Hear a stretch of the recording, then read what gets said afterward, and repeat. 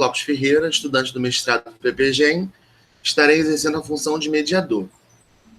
A dinâmica da sala consiste em aproximadamente 15 minutos para o participante apresentar seu trabalho. Durante as apresentações, as pessoas que estão participando como ouvintes podem escrever no chat suas perguntas e comentários. Ao final das falas, abriremos espaço para que as possíveis perguntas sejam respondidas.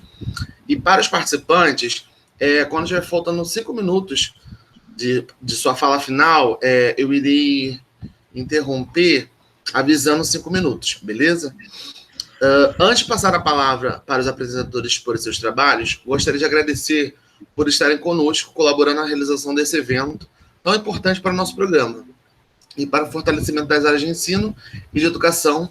Nossa imensa gratidão pela disposição de vocês, pelo tempo dedicado para estarem aqui hoje, construindo novas perspectivas de compreensão da realidade, pois sabemos que as conjunturas sociais, políticas, econômicas, ambientais estão atravessando pela pandemia e revelam diferentes formas como o ensino e a educação têm sido projetados historicamente no país. Para confrontar essa realidade, espero que os diálogos que vamos construir nesse encontro possam representar o alento, a nossa esperança, em sentido às transformações e lutas por dias melhores. Dito isto, desejo a todos um excelente encontro. Agora vamos iniciar com o trabalho O Reinventar da Prática Pedagógica da Educação Básica em Tempos de Pandemia Covid-19. Autores Mônica de Souza Mota e Adriana Cabral Pereira de Araújo. Estão com a palavra. Bom dia a todos. Teria a possibilidade da gente fazer a apresentação com PowerPoint ou não? É só uma pergunta, né? Matheus? Sim, sim. Então eu vou tentar fazer essa apresentação, porque ficaria mais dinâmico também. Vocês poderiam visualizar um pouquinho da nossa experiência desse trabalho no município que nós pesquisamos e trabalhamos. Uhum. Um momentinho só.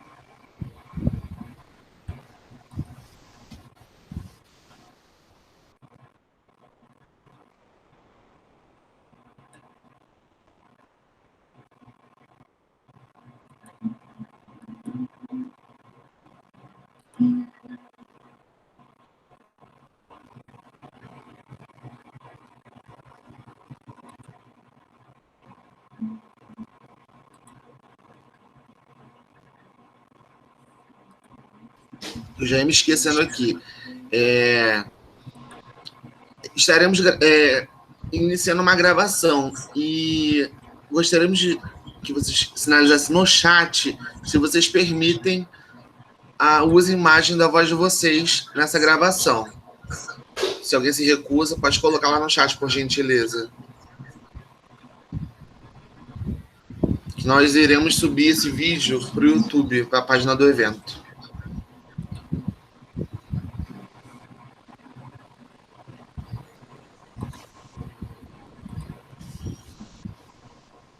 Tô sabendo. Obrigado, então, pessoal.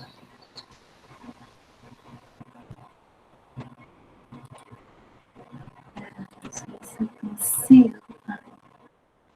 Tô sabendo.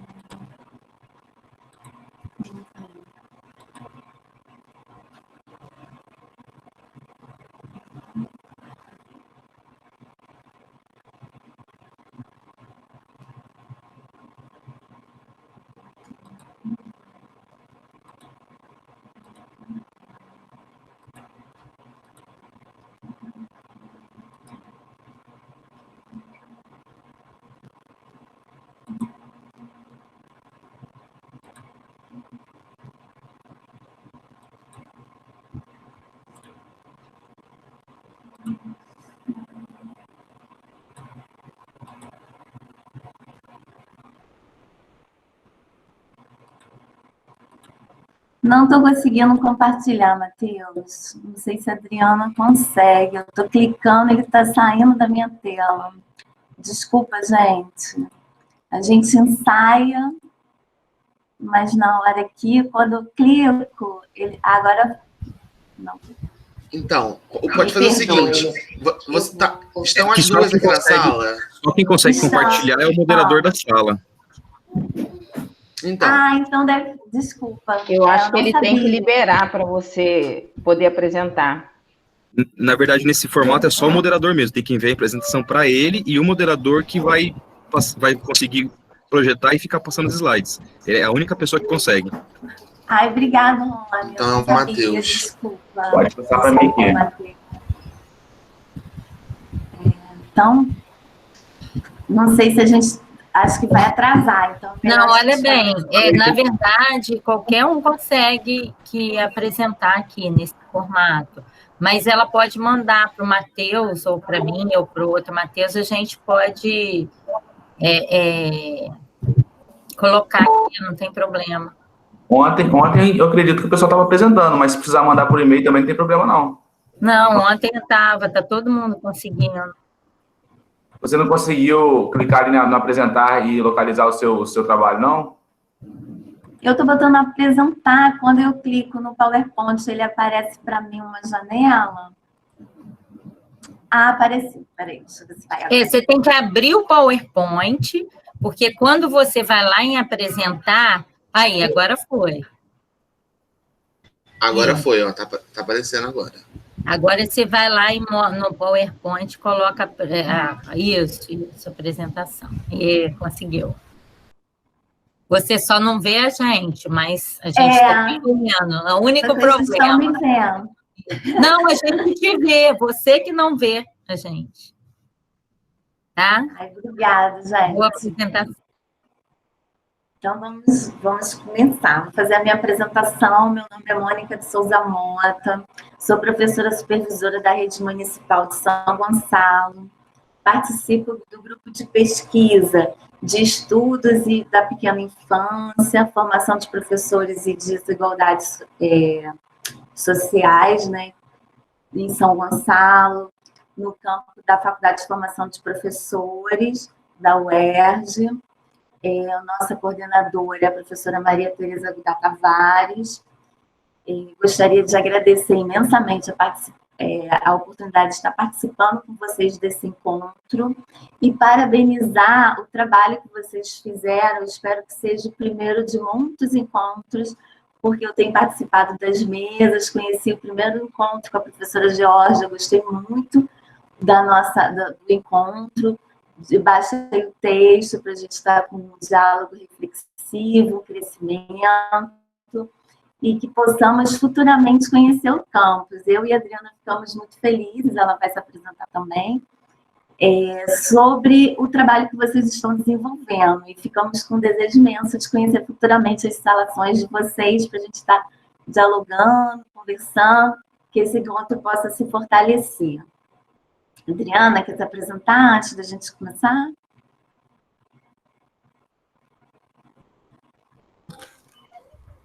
Meu computador está quase a manivela hoje. Bom dia, gente. Sou a Adriana, também da UERJ FFP, que é a UERJ lá de São Gonçalo, né, parceira de Mônica no GIFORDIC, que é o grupo de estudo das infâncias, formação de professores e diversidade cultural. E, assim, nós estamos felizes demais de participar desse evento, né? É muito bacana saber que, né, o grupo tá fazendo, como Mônica primeiro, mas que seja o primeiro de muitos, porque tem sido encontros de muitas aprendizagens. A mesa de ontem à tarde sobre literatura, né, foi, assim, de uma emoção, foi de muitas aprendizagens, né? Foi muito bacana mesmo, a primeira também. Então, assim, tem sido um encontro muito especial. E fica aquele desejo do encontro presencial, né, da gente poder estar no campus, conhecer vocês, né, e estar mais juntos aí trocando, e, enfim, continuar nosso processo de aprendizagem. Mônica, começa então, e depois eu sigo. Bom. Então, nós vamos apresentar nosso texto de estudo, né, de reflexão, que seria reinventar a prática pedagógica da educação básica em tempos de pandemia. Início desse ano, em março, o mundo foi acometido pela essa pandemia da Covid-19, que trouxe vários impactos, né? E a gente traz uma reflexão sobre a Constituição Federal, a nossa Constituição de direitos sociais, que hoje está sendo muito atacada, né, na atual gestão governamental, mas que ela trata da educação como direito de todos, a educação pública e gratuita, a Lei de Diretrizes e Bases da Educação Nacional, que ela vem trazer no seu artigo 32, a previsão do ensino à distância, mas como fim de complementação de aprendizagem e em casos de emergenciais, que foi o que se baseou o parecer, que é o parecer 05, que veio reorientar a reorganização do calendário escolar, permitindo a possibilidade do cômputo das atividades não presenciais, que foram medidas impostas. Primeiro, a gente traz o Ministério da Saúde, que colocou os nossos, baseou os fechamentos das unidades, né, de ensino, em virtude da preservação da vida, para que o vírus não se propagasse, e a educação, que vem seguindo nesses apontamentos do Ministério da Saúde, dos protocolos sanitários, para gerir determinadas práticas, né, de conduta, de ações. Desculpa te interromper, só um momentinho, rapidinho. Pois não. O Adriano. Não, acho que é. Eliana. Sem querer, Eliana Eliana colocou a tela Viana. dela para. Isso. Só um momentinho, vou até pausar o tempo aqui. Eliana, você está me ouvindo? Acho que ela está com um problema no computador dela.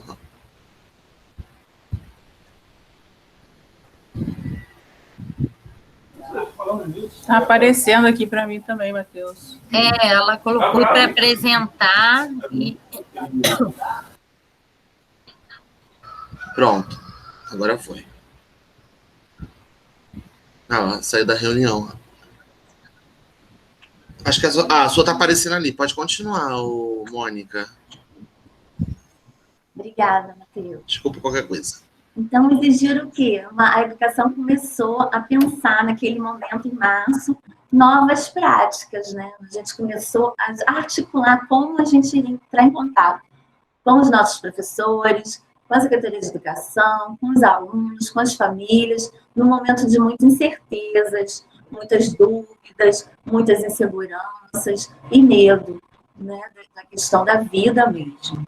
Então, nós tivemos protocolos e procedimentos adotados na condução de um diálogo reflexivo dos fazeres pedagógicos, e esses fazeres pedagógicos não só com os professores, mas com toda a comunidade escolar, tentando, a princípio, o diálogo e o acolhimento no momento de tantas incertezas. Em março, como que a gente iria conduzir esse trabalho de formação, de ensino-aprendizagem no âmbito das escolas municipais e estaduais da rede. Isso, eu acredito que tenha ocorrido em todo o território nacional, mas especificamente a gente vai falar um pouquinho do nosso município. E nisso a gente recorreu ao Paulo Freire, né, como a reinvenção da prática, que esse ano faz 99 anos, ano que vem nós teremos o centenário de Paulo Freire, e começamos a estudar mais sobre as obras de Paulo Freire, e viemos a falar sobre a formação, né? Como Paulo Freire fala sobre a educação, como formação, como processo de conhecimento, de ensino e de aprendizagem. Se tornou, ao longo da aventura do mundo, dos seres humanos, uma conotação da nossa natureza, gestando-se na história. E, ousadamente, eu vou falar que os profissionais da educação, eles sempre se reinventam. Em momentos que a gente vê nas escolas que tem tantas dificuldades, os profissionais da educação estão sempre ali se reinventando com o objetivo de atingir a quem? Aos seus alunos, ao trabalho, ao desenvolvimento do processo de ensino-aprendizagem. Então, nós tivemos todos os envolvidos nesse processo de ensino-aprendizagem em território nacional, tanto os sistemas municipais, estaduais e o próprio Distrito Federal começaram a discutir esse novo reinventar da prática, esse novo olhar de como a gente estaria fazendo o desenvolvimento desse processo de aprendizagem nesse período de pandemia. E as atividades não presenciais se propagaram em todo o território, né, de maneira bem utilizada, né, que foi bem propagada, bem divulgada, numa abordagem inicial com a questão do acolhimento. Nós tivemos no município de São Gonçalo esse olhar de acolher, de estar junto, de querer ouvir as famílias e os alunos. Aí eu trago um pouquinho da contextualização desse município. Que município que nós estamos falando? Um município com uma expansão territorial acima de 240 mil quilômetros quadrados, com uma estimativa populacional acima de 1 milhão de habitantes. É um município dividido em 5 distritos, que ele oficialmente tem 92 bairros, e alguns subbairros, que nesses bairros as populações começam a criar, né, um vínculo ali e colocar outros nomes, alguns subbairros não reconhecidos. Aí nós trazemos a identificação dos distritos e também o quantitativo de escola nesse município de mais de 1 milhão de habitantes. Nós tivemos, em 2019, 116 escolas, nós temos 116 escolas municipais. Dessas escolas municipais, eu trouxe a questão das creches comunitárias conveniadas, porque, embora sejam creches com convênios, as crianças que estão ali são matrículas públicas, então a gente tem esse atendimento dentro da rede. 116 unidades públicas que pegam da educação infantil ao ensino fundamental, do segundo segmento do ensino fundamental, e as creches comunitárias, que são convênios que a prefeitura faz com as creches para atendimento das crianças de educação infantil. E nós temos 70 escolas de ensino fundamental do Estado, que seriam as escolas de quinto, de sexto ou nono ano, e 128 escolas de ensino médio. Rede estadual.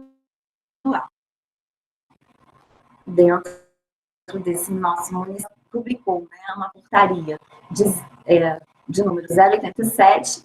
Essa portaria, ela veio fazer uma regulamentação de como seria esse procedimento dentro das escolas, nesse âmbito de discussão, nesse período de pandemia, que seria voltado a articular um currículo essencial para o ano de 2020, discutindo com as escolas, com os professores, mas que esse currículo ele pudesse se estender para o ano de 2021, né? Também pensando nas crianças que não têm acesso à internet, na possibilidade da impressão das atividades e entrega desse material às famílias. O município de São Gonçalo, na rede municipal, ela não adotou nenhuma plataforma, como vai ser falado posteriormente, que o Estado adotou. O município ele não adotou uma plataforma, ele pediu para cada unidade docente buscar caminhos para alcançar esses estudantes, fazer uma pesquisa com os pais para ver qual teriam mais acesso, seria através do Facebook, através do WhatsApp, e nisso as escolas utilizaram essas ferramentas. Algumas chegaram a utilizar a plataforma do Google Meet, mas não é uma plataforma fechada, um indicativo fechado. As escolas tiveram essa dinâmica de conhecer, de acordo com a comunidade, tentar fazer essa dinâmica de aproximação com que fosse mais propício àquele momento, àquela unidade escolar. E aí, com o fechamento das escolas e as nossas discussões, nós vimos como foi acentuada essa fragilidade das questões sociais, culturais e econômicas dentro do nosso município.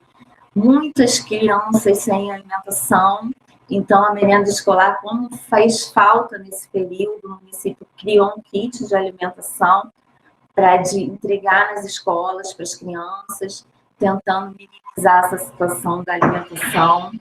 A questão mesmo do acesso às redes, por isso que a gente coloca essa questão do desigualmente aos desiguais, essas diversidades de atendimento socioeconômico no município, ficou mais evidenciada nesse momento do fechamento das escolas. Então, muitas crianças sem acesso, então como que a gente chegaria a essas crianças?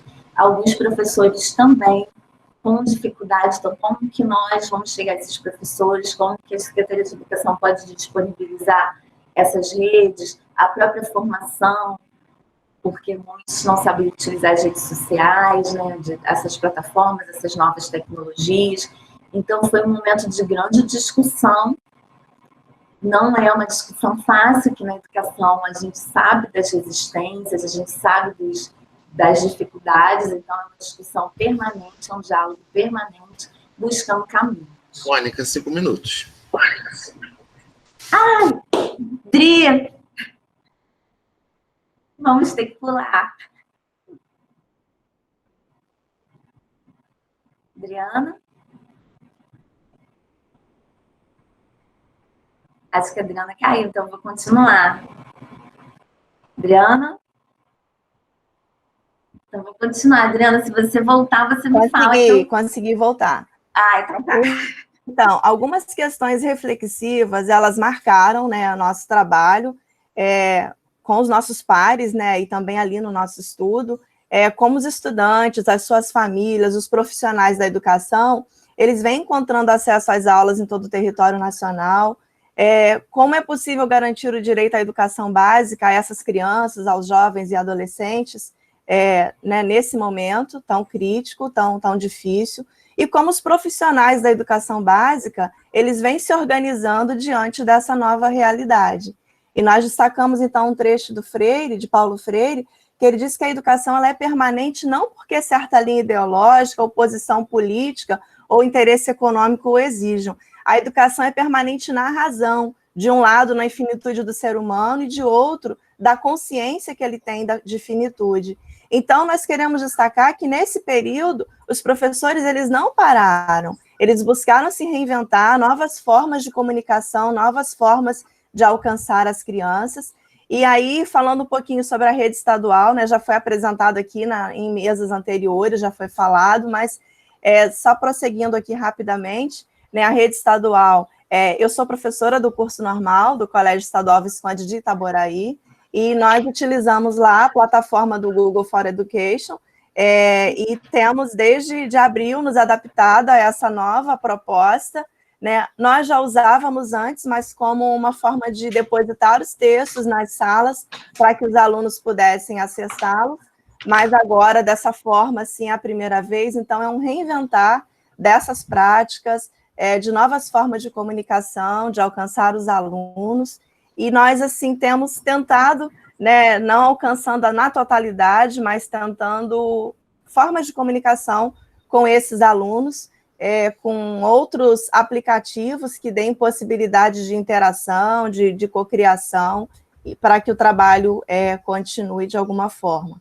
Os docentes e coordenadores, né, todos na SEDUC foram convidados a participar de uma jornada de formação. Então, nós fizemos a GEL1, agora a GEL2, que foi uma jornada interessante, importante nesse momento, né, nos acolheu de certa forma, né, e, enfim, outros processos formativos que cada professor buscou para que pudesse, então, ir reinventando a sua prática.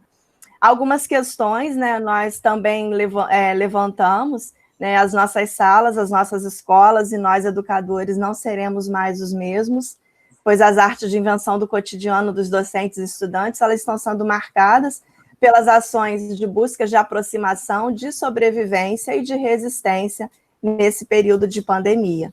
Então, adiantando mais um pouquinho aí, né, o nosso trabalho fica, né, um desafio contínuo e permanente, sempre como professores pesquisadores que buscam a dúvida como método e como uma capacidade coletiva de elaborar saberes e fazeres em busca de novos caminhos de enfrentamento da Covid, sim, mas principalmente das desigualdades sociais que têm sido acentuadas nesse período, junto aos nossos alunos, suas famílias e muitos colegas também.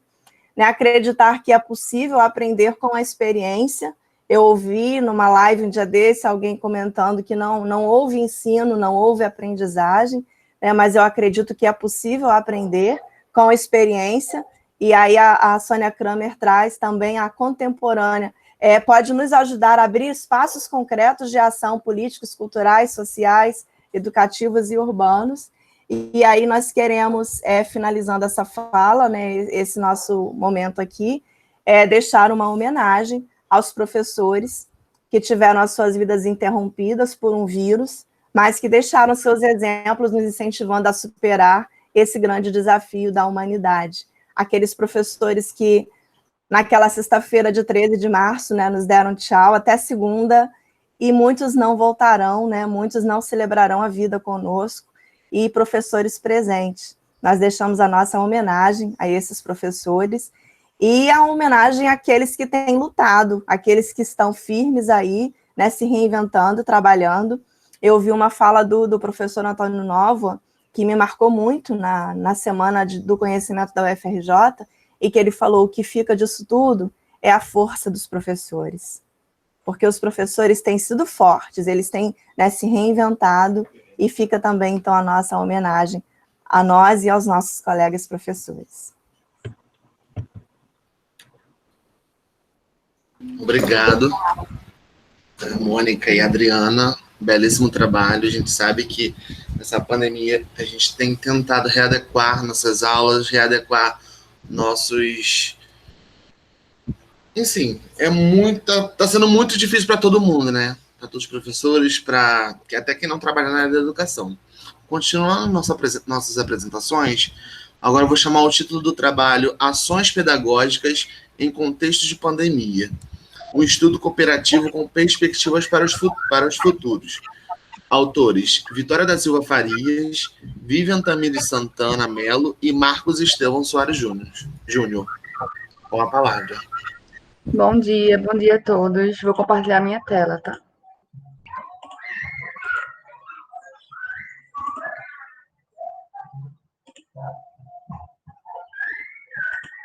Matheus, pode me confirmar se está compartilhado? Sim. Certo, obrigada. Bom dia a todos. Primeiramente, eu gostaria de dizer que é um prazer estar aqui. Estou aqui como uma das autoras da pesquisa denominada Ações Pedagógicas em Contexto de Pandemia, um estudo colaborativo com perspectivas para o futuro. Essa pesquisa é um dos frutos do projeto denominado Ações Pedagógicas em Tempo de Pandemia, que foi um projeto gerado por inquietações de 3 estudantes de licenciatura em matemática da Universidade de Pernambuco, do campus Mata Norte. Os 3 são professores atuantes da educação básica, que começaram a pensar como nós devemos compreender todas as faces e os desafios da realidade vivenciada atualmente. Com isso, nós corroboramos com estudos como Almeida 2006 e Júnior Monteiro 2020. Nós começamos a pensar o seguinte: acreditamos, depois das nossas pesquisas, que o desafio, na verdade, gira em torno da pergunta: como nós devemos promover uma adequação a toda a esfera educacional, se por vezes essa adequação ela parece tão distante, mas como necessidade árdua, o ensino remoto ele tomou frente ao processo educacional. E ele mostrou que nossa esfera educacional, na verdade, ela anda desatualizada, no que diz respeito às tecnologias, claro. Esses recursos, eles ganharam destaque, os recursos tecnológicos ganharam destaque no último tempo, e na última década também, como afirma Almeida 2006.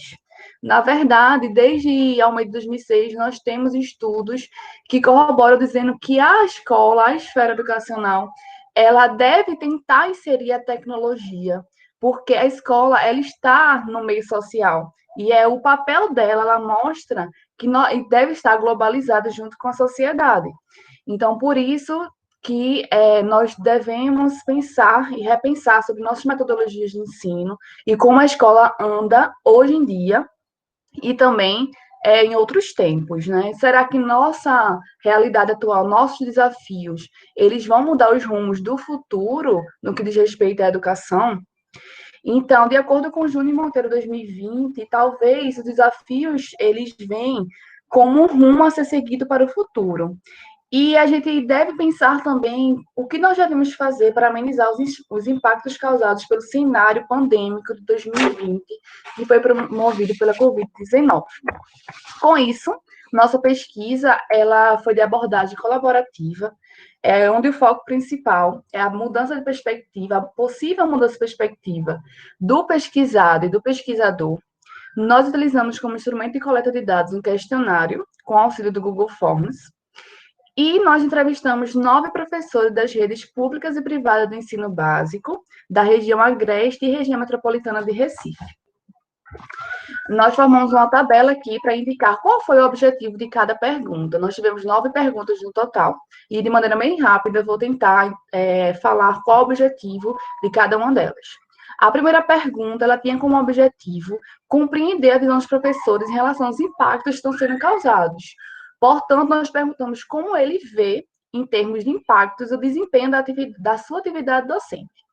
Na pergunta 2, nós perguntamos qual a opinião dele sobre as estratégias adotadas nesse período de pandemia, visando possibilitar a continuidade do processo de aprendizagem dos estudantes. Nós queríamos saber como ele avalia as estratégias adotadas pela escola nesse período que estamos vivenciando. Na pergunta 3, nós perguntamos qual o seu grau de familiaridade com o uso das tecnologias no âmbito educacional. Nós queríamos saber se ele tem o domínio das tecnologias para fins educacionais. Na pergunta 4, nós temos: como você avalia o uso desses recursos para o atual momento? Nós queríamos compreender a relevância das tecnologias utilizadas para fins educacionais. Na pergunta 5, como você considera que as ações têm tomado lugar atualmente, devido ao contexto da Covid-19, trarão impactos positivos na educação de alguma forma?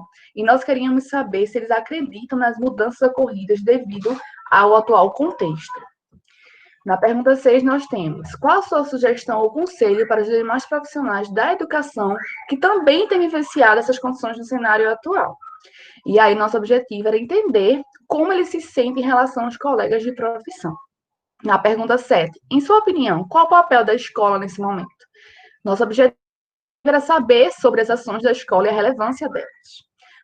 A pergunta 8, você já adotava metodologias de ensino que incluíam o uso das tecnologias? E nós queríamos compreender se os professores já utilizavam as metodologias de ensino que incluíam o uso das tecnologias. E, por último, na pergunta 9, nós temos: você acredita que os desafios vivenciados frente ao cenário educacional atual irão contribuir para mudanças na sua metodologia de ensino? Nosso objetivo era saber se o professor considera que a sua prática será modificada a partir das vivências desse contexto. E a partir dessas 9 perguntas, nós entrevistamos 9 professores e nós temos alguns resultados que nos fez refletir sobre realmente quais são as dificuldades e quais são os desafios que estão sendo vivenciados atualmente. Na pergunta 1, nós elencamos 3 critérios: cenário desafiador sem apresentar dificuldades, cenário desafiador elencando as dificuldades e cenário que não ocorreu nenhuma mudança expressiva. Nós percebemos que a maioria dos professores considerou, sim, que é um cenário desafiador, e algumas dificuldades apontadas foi: estudantes sem recursos adequados, a incerteza no aprendizado e a falta de interação e de feedback. Foram algumas dificuldades que eles elencaram.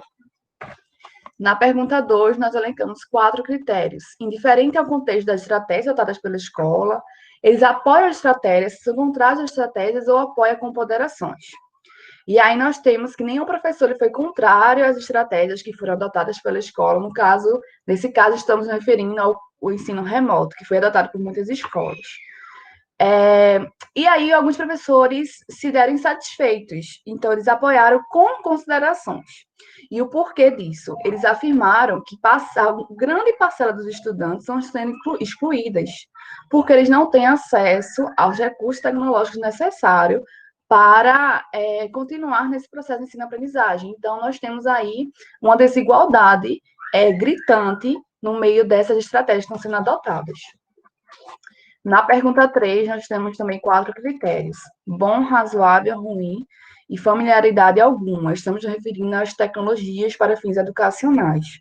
A maioria ele classifica como bom, razoável, mas eles afirmaram que tem uma disposição para se aprimorar em relação a essas tecnologias para fins educacionais. O que pareceu ser bom, porque todos os professores basicamente mostraram disposição para um aprimoramento, tanto no cenário atual, quanto futuramente. Na pergunta 4, nós temos 5 critérios: relevante, pouco relevante, irrelevante, relevante em considerações e indiferentes. E aí nós temos que alguns sabem da importância, mas afirmam que os estudantes não estão propensos a essa utilização. Nós temos vários estudantes que não sabem manusear os meios tecnológicos, mesmo quando eles têm isso. E, mais uma vez, elencaram a dificuldade de muitos estudantes não terem acesso à internet, não terem acesso a recursos adequados para esse tipo de ensino. Na pergunta 5, nós temos 3 critérios. Sim, 5 considerações e não. Nós temos que o C1, que é o primeiro critério que afirmou sim, 5 professores disseram que adotando novos métodos podem favorecer a aprendizagem. No C2, que é 5 considerações, diz que sim, mas existe uma preocupação em relação ao acesso à internet e aos recursos adequados para essa continuação do processo de ensino e aprendizagem. No critério 3, eles disseram que não, pois existe uma falta de interação. Na pergunta 6, foi referida às colegas de profissão. E aí os conselhos foram em relação a buscar qualificações, porém eles disseram que são muito escassas essas qualificações. E que talvez, se não fossem tão escassas assim, os desafios que estão sendo traçados atualmente, eles teriam sido amenizados. Alguns falaram de não desistir, apesar das dificuldades vivenciadas. Um falou que aconselha a continuação do ensino remoto para a proteção de todos, em vista da vida de cada um deles, dos estudantes, de toda a esfera educacional. O C4, que aconselha um bom planejamento, pois alguns não têm o costume de gerar um planejamento em suas aulas, e o tempo, atualmente, ele demanda um maior cuidado, vários critérios estão sendo elencados atualmente. Então, um bom planejamento sempre é essencial. Para a pergunta 7, nós temos critérios: atualização e adaptação, garantia da continuidade do processo de ensino e aprendizagem e apoio e sensibilização. Nós temos que esses desafios, eles sempre giram em torno de palavras como adaptação das práticas, inovação, atualização. Então, nós temos uma esfera de palavras que estão girando atualmente nessa esfera educacional. Na pergunta 8, nós temos... Vitória, 5 minutos, tá bom? Certo, obrigada. Nós temos critérios sim, sim com exemplificações e não.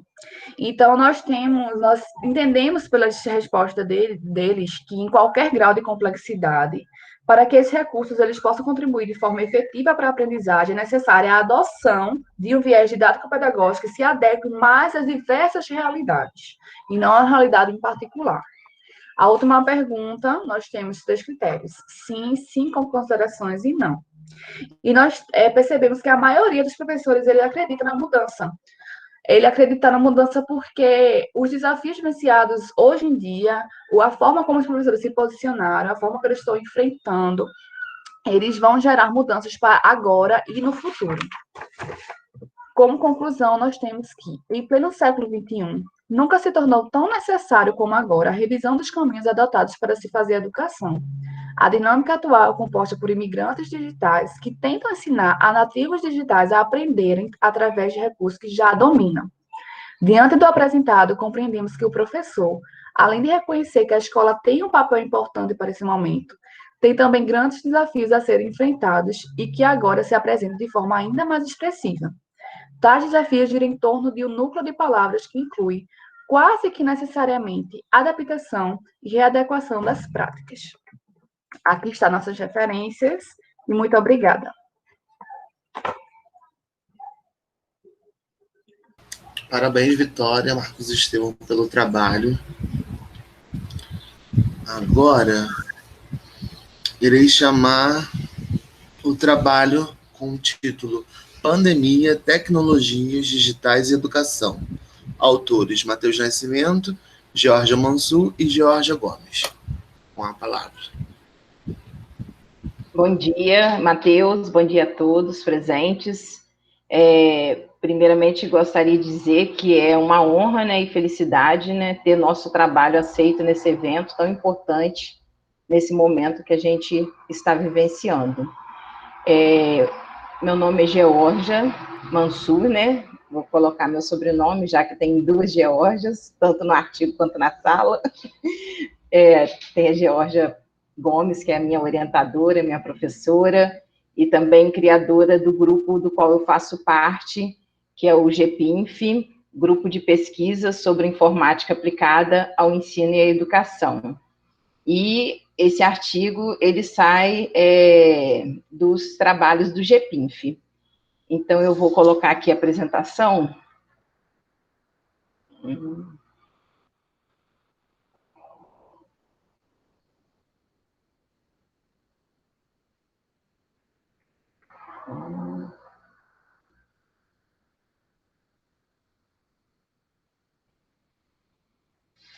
A gente clica em apresentação, né? Quem puder me dar ajuda. Porque eu não sou muito boa nessas coisas, não. Jorge, apresentar, né, uma tela. Ah, tá. O PowerPoint tem que estar aberto, isso. Foi?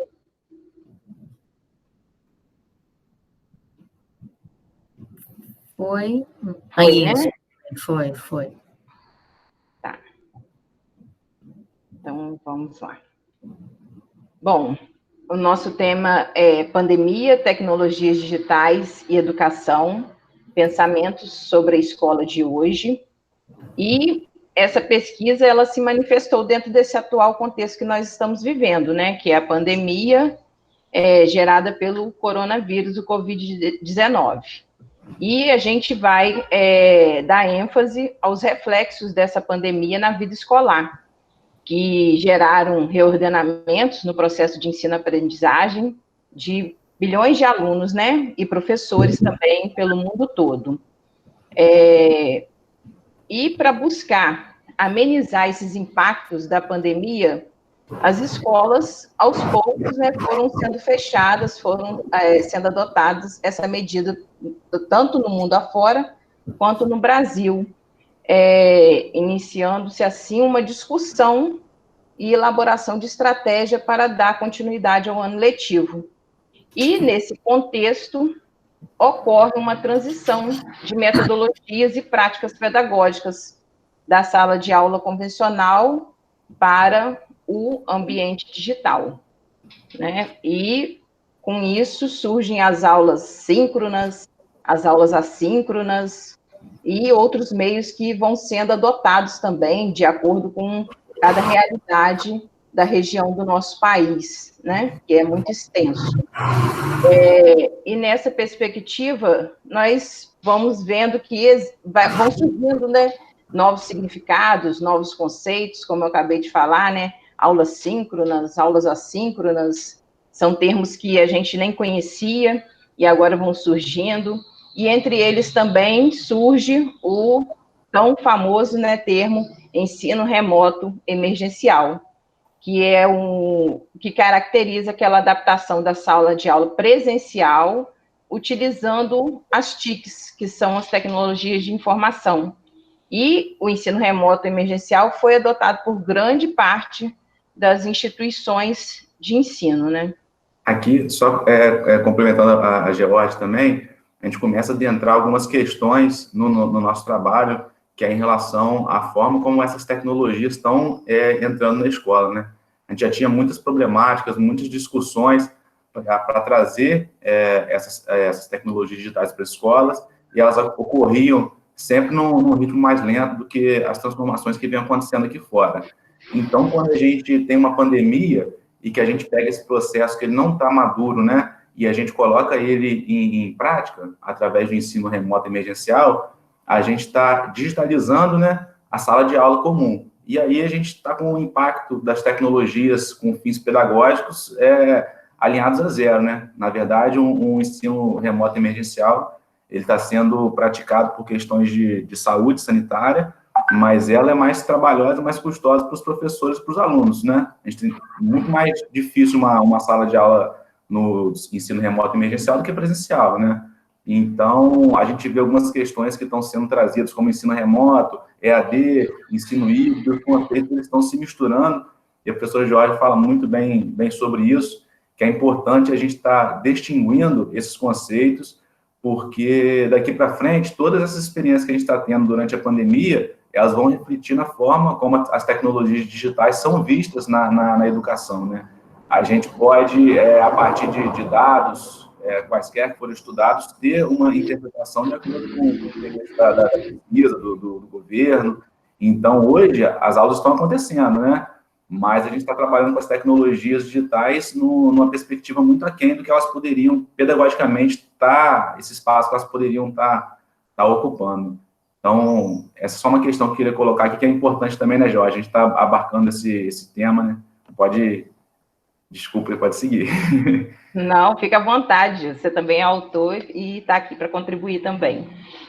Segundo o Nascimento, por mais que tais tecnologias estejam cada vez mais presentes nas instituições de educação, nem sempre sua utilização reflete-se em melhores resultados ou ganhos nos processos de aprendizagem, pois, em muitos casos, nota-se que o enfoque dado à utilização das tecnologias nas escolas é o de substituição dos métodos tradicionais de transmissão de conteúdos. Então, aqui, Nascimento faz esse destaque, né, para o uso da tecnologia, que o Matheus também já colocou, né, que está muito aquém do que a tecnologia pode estar ofertando para a educação.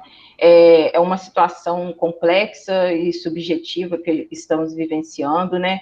E ela vem acompanhada de problemáticas, né, que também têm sido levantadas no meio a essas discussões, como a situação socioeconômica, adequada formação de professores, né, para esse novo contexto que estamos vivendo, a maturidade de pais e de alunos também para se adaptarem a essa realidade, também não tem sido fácil, nem para os alunos e nem para os pais, e aqui também eu me incluo nessa categoria de pais, que estou penando também com essa situação, porque a gente está se reinventando também e aprendendo todo mundo junto, já que não fomos preparados para isso e fomos pegos de surpresa com essa situação. Então, o ensino remoto, ele vem, sim, como uma alternativa inicial nesse período de pandemia, mas ainda é necessário buscar melhorias em sua proposta, porque ele não tem alterado aquela lógica da sala de aula tradicional, né? Então, é aquilo que o Matheus falou, a gente não desfruta das potencialidades educacionais que as tecnologias digitais possuem. Essa questão, Georgia, também ela nos traz uma dicotomia que acontece na sala de aula na educação, né, no modelo educacional que a gente consome, que a gente pratica. É um lado as tecnologias, e quem acredita na utilização delas cegamente, né, e o outro lado o pessoal tem muita resistência. Então, a gente trabalha sempre com essa dicotomia.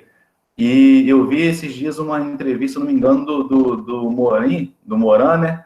E ele fala que na educação a gente nunca pode optar pela dicotomia. Sempre que te colocar numa situação entre dicotomias, escolha um terceiro caminho. E eu acho que isso a gente está começando a fazer agora nessa pandemia, ao entender que tem que ser repensado as tecnologias, né? Não como eu aprovo e quero usar e eu não quero usar. A gente tem que pensar que não existe uma receita única para que elas sejam utilizadas, praticadas, e que cada um se adapte para construir esse novo caminho, né? Apesar de todos os transtornos, né, apresentados em virtude da pandemia, algo se torna notório, né, que é o surgimento desse movimento reflexivo em toda a comunidade acadêmica, buscando ressignificar a educação, o desenvolvimento de novas práticas pedagógicas, né, novas habilidades, e o desafio também, né, de levar um ensino extramuros escolares.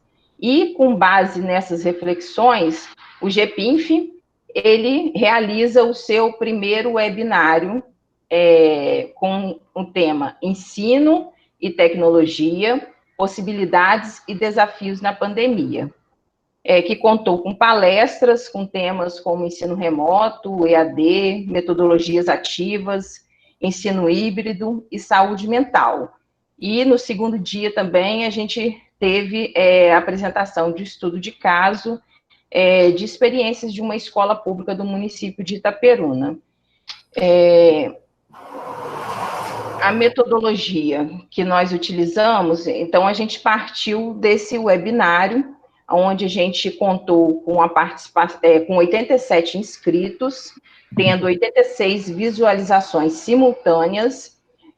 Buscou-se conhecer a percepção dos participantes desse webinário, onde a gente teve a aplicação de um questionário, né, semi-estruturado, através do Google Forms, e a gente fez esse mapeamento aonde gerou, né, alguns gráficos que a gente vai estar apresentando aqui nos resultados e discussões. 68% dos participantes, eles residiam entre as cidades de Santo Antônio de Pádua, Itaperuna e Miracema, né? Então, próximos à nossa instituição. E os demais participantes tínhamos também participantes de regiões metropolitanas e até mesmo de outros estados, né? Visto que o formato é online, então possibilita também essa amplitude de participação. Aqui neste primeiro gráfico, observou-se que os participantes demonstraram significativa satisfação com o evento. 88% deles muito satisfeitos, onde a gente teve uma escala de 1 a 5, né? Onde 1 refletia a opinião de pouco satisfeito e 5 de muito satisfeito. Então, 88% se demonstraram satisfeitos com o evento. E foi útil para o seu trabalho, também apontando esse número de 88%. Na verdade, a satisfação do evento, o gráfico nem está aqui, desculpa. Mas esse gráfico que está aqui agora é sobre a utilidade do evento para o seu trabalho. Mas o resultado foi o mesmo. Oi? 4 minutos. Ah, tá. Vou adiantar aqui, então. O segundo gráfico que a gente traz é se contribuiu para a construção de novos conhecimentos. Então, a gente observa aqui que 88% também se manifestou com a contribuição para a construção de novos conhecimentos para a sua prática profissional. Nesse próximo gráfico, a gente observa que, na totalidade, né, todos os participantes se manifestaram como gostaria de participar de outros webinários sobre tecnologias da educação, mostrando aqui para a gente, né, a importância desse trabalho de qualificação profissional, assim como a colega Vitória também apontou isso na pesquisa dela, né, que eles manifestam essa necessidade da qualificação, né, de dar continuidade. Então, aqui nós tivemos uma totalidade dos participantes em relação a isso. E aqui os participantes também apontaram diversos itens como pontos importantes no evento, dentre eles a própria temática, né, as metodologias discutidas, o ensino híbrido, a dinâmica do evento, o relato de experiência apresentado, né, as questões relacionadas à saúde mental e alguns outros. E sinalizaram ainda o interesse em aprofundar os temas debatidos. Então, muitos têm o desejo de estar aprofundando em todo esse assunto. Afinal, essa é a realidade hoje de todas as escolas, né? Esse envolvimento com as tecnologias. E que, por muitos anos, ele foi esquecido. Concluindo, os dados apresentados indicaram que o supracitado evento atendeu aos objetivos propostos e às expectativas dos participantes. Sublinha-se aqui a forma diferenciada do evento, né, de formação continuada, é um evento online, diferente do que acontecia anteriormente, né, palestras presenciais, né. Então, mesmo sendo um evento online, ele teve uma boa aceitação. Os participantes sinalizaram o desejo de estarem aprofundando os temas discutidos, que também foi um quesito importante para nossa avaliação, e os webinários e os eventos educacionais que vêm sendo realizados de forma online nesse momento, podem auxiliar os profissionais da educação no direcionamento de seus estudos. Então, nós podemos estar também utilizando desses meios online para estar orientando os nossos profissionais que estão necessitando, nesse momento, de uma preparação, de um auxílio, de um direcionamento em seus trabalhos, nesse momento tão atípico que estamos vivendo. Aqui estão nossas referências, e eu agradeço a todos. Muito obrigada. Matheus, professora Georgia, se quiserem complementar alguma coisa. Jorge, tranquilo, vamos deixar se tiver algumas perguntas. Não, pergunta, porque é por causa do tempo, né, Matheus? Justamente. Obrigado a Georgias e Matheus. Agora, continuando nossa programação. Próximo trabalho é o ensino remoto e as ações do setor de orientação educacional e pedagógica do Colégio Pedro II, Unidade Tijuca 1. Autores: Karina Ceciliano Oliva Saraiva e Marina Ribeiro Oliveira. Com a palavra. Olá, gente, bom dia a todas e todos. Meu nome é Marina. Eu vou colocar aqui a apresentação de slide para começar a falar também. Eu vou começar a falar, se a Karina quiser também se apresentar enquanto eu estiver falando, que a gente vai dividir a apresentação. Só um minutinho.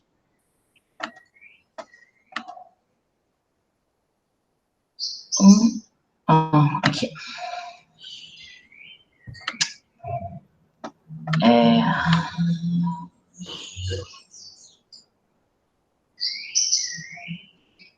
Já está aparecendo?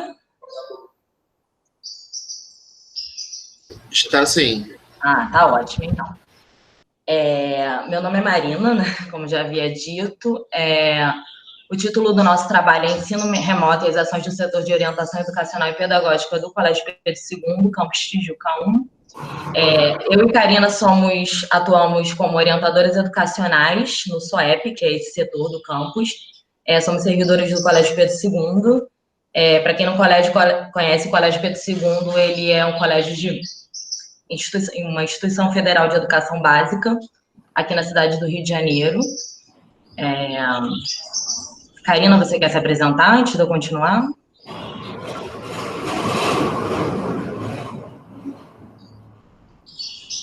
Bom, não sei, então eu vou continuar. Então, ela está falando, mas a gente não está ouvindo ela. Porque eu estou com a tela aberta aqui, eu não estou olhando a apresentação, gente. Eu estou com um PowerPoint aqui aberto. Eu acho que ela deve estar com dificuldade de conexão, então eu vou continuar, se ela quiser falar depois, tá? Então, para começar, a gente botou aqui só uma frase do Paulo Freire: ninguém educa ninguém, como tampouco ninguém educa a si mesmo. Os homens se educam em comunhão, mediatizados pelo mundo. A gente colocou essa frase porque ela exemplifica muito do trabalho que a gente tenta fazer, né? Um trabalho coletivo de construção, de participação de toda a comunidade pedagógica. O objetivo principal do nosso trabalho é descrever o contexto em que se insere o Colégio Pedro II nesse período de pandemia, né? Apresentar alguns documentos oficiais da instituição sobre atividades remotas nesse período e sintetizar quais foram as principais atividades propostas no período de isolamento social pelos profissionais do setor de orientação educacional e pedagógica do colégio, Campus Tijuca 1. Bom, em que contexto o Pedro II se inseriu nessa pandemia, né? Desde o início da pandemia, nós tivemos aulas até o dia 13 de março, e depois suspendemos, e por conta do contexto em que se insere o colégio, de ser uma instituição pública federal, cujo ingresso, principalmente nos anos iniciais de fundamental, ocorre por meio de sorteio público, né? Uma grande camada dos nossos estudantes está em vulnerabilidade social e com acesso precário à internet. Numa pesquisa no campus, nós levantamos que, dos nossos 478 alunos, 156 não possuem acesso regular à internet, né? Assim, acesso adequado, que possua acompanhar aulas online. Então, isso foi uma preocupação desde o início. Eu esqueci de mencionar, né, o Campus Tijuca 1, para quem não conhece, ele atende aos anos iniciais de ensino fundamental, do 1º ao 5º ano, tá? Então, tem essa particularidade. E aí, o documento Nota à Comunidade da Reitoria, que a reitoria se posicionou, desde o início, contra a realização de ensino à distância, ensino remoto, ou qualquer modalidade desse tipo, devido à quantidade expressiva de estudantes sem infraestrutura e condições de acesso às tecnologias necessárias. Aí eu coloquei aqui na apresentação o link para esses documentos, se a gente puder depois compartilhar esses slides, não sei, se alguém tiver interesse em olhar a documentação, tá? Bom, e aí, até setembro desse ano, né, na realidade, tinha essa orientação de não realização de aulas remotas, atividades de ensino remoto, de educação à distância, enfim. sem entrar no mérito da discussão desses conceitos, né? E somente a partir de setembro, que foi com a portaria 1254, que estabelece a realização de atividades acadêmicas não presenciais na educação básica, que começou -se a discutir mais a fundo essa questão. Nesse documento, eu vou até aqui ler um trecho, que o reitor, né, ele reitera a impossibilidade de substituição das aulas presenciais não ministradas na educação infantil e na educação básica em 2020, por aulas remotas mediadas por recursos digitais ou as demais tecnologias de informação, face à persistência de toda a problemática material e epistemológica anterior envolvida na ação, e que não sofreu nenhuma modificação que ensejasse a alteração desse posicionamento. Bom, apesar disso, né, de reiterar que as atividades fornecidas remotamente não substituiriam as aulas presenciais, não contariam como horas letivas, o reitor lançou essa portaria falando que todos os campi deveriam fornecer atividades remotas de apoio, do que eles chamavam de apoio cognitivo-emocional, mas não especificando o que significaria esse apoio cognitivo-emocional. Então, começou um movimento muito grande em todos os campos de lançarem atividades remotas para os alunos, né? Não era ensino remoto, nem educação à distância, porque não configurava também horas letivas, e até hoje isso é uma discussão muito grande no colégio, né? E a partir dessa portaria também institucionalizou-se a concessão de um auxílio emergencial para os alunos em condição de vulnerabilidade, né? Foi lançado um edital e, enfim, teve toda uma seleção. E apesar desse auxílio, como era um auxílio muito baixo, considerou-se que ele não seria suficiente para os alunos terem acesso, por exemplo, a atividades síncronas e até mesmo assíncronas, dependendo. Então, ficou essa conclusão de que seriam atividades remotas de apoio cognitivo e emocional, mas não ensino remoto, de fato. E foi o que eu falei, né? O colégio não estipulou a implementação do ensino remoto devido ao perfil socioeconômico. Com a portaria, a instituição regulamentou o fornecimento de atividades baseadas no apoio social e cognitivo, mas que não configuram substituição às aulas presenciais. Bom, apesar disso, né, agora falando um pouco do nosso setor, que é o setor de orientação educacional e pedagógica, né, ele é distribuído por todos os campi da instituição. O Colégio Pedro II possui 14 campi espalhados pelo município do Rio de Janeiro, Duque de Caxias e Niterói, além do Centro de Referência de Educação Infantil de Realengo. E todos esses campi, todos esses SOEPs, né, eles são responsáveis pelo acompanhamento sistemático do desenvolvimento acadêmico, psicossocial e cultural dos estudantes, bem como pela orientação dos responsáveis. E nesse período, né, de isolamento e de suspensão das atividades presenciais, nós ficamos pensando o que nós poderíamos fazer para continuar, pelo menos, mantendo um vínculo, um contato e fornecimento de algum tipo de apoio para os nossos alunos nesse período. Então, assim, apesar da portaria 1254 ter mudado, né, o posicionamento do colégio, desde abril, que foi quando teve o período de isolamento, o SOEP começou a fazer atividades, propor atividades no blog do colégio. Eu coloquei o endereço do blog no final da apresentação. Aí, se a Karina quiser falar um pouco sobre as nossas atividades, eu não sei se ela está com...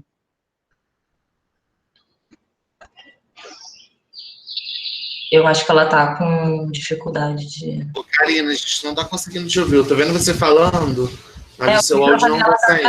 Se não tiver, não tem problema, que eu continuo falando. Ô, Karina, faz o seguinte, tenta tirar o fone de ouvido, fala sem o fone, para saber se a sua voz vai sair.